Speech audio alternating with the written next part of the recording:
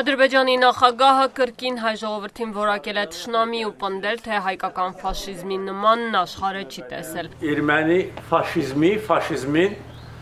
ən yüksək nöqtəsidir։ Աղդամում մոտ 15 րոպե շարունակված ելույթի ադրբեջանցիների հետ հարց ու պատասխանի ընթացքում Իլհամ Ալիևը որևէ բառ չի ասել Հայաստանի հետ խաղաղության պայմանագրի կամ դրա ստորագրման հնարավորության մասին։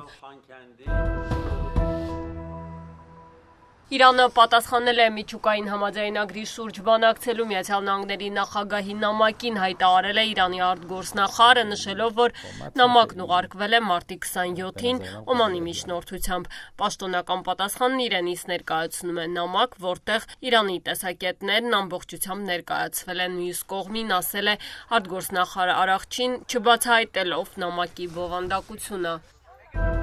Соединенными Штатами, даже с европейскими странами, разумеется, с нашими партнерами и друзьями, обсудить возможности введения на Украине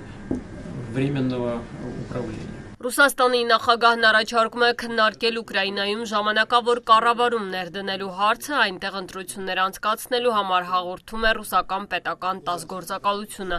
Պուտինն ասել է, որ իր կարծիքով Միացյալ Նահանգների նախագահն անկեղծորեն ձգտում է Ուկրաինայում խաղաղության հաստատման, իսկ Ռուսաստանը համառորեն եւ վստահորեն շարժվում է Ուկրաինա-ռուսական ներխուժման սկզբում հայտարարած բոլոր նպատակների իրագործմանը։ Պաշտոնական Կիևը դեռ չի արձագանքել Պուտինի հայտարարություններին։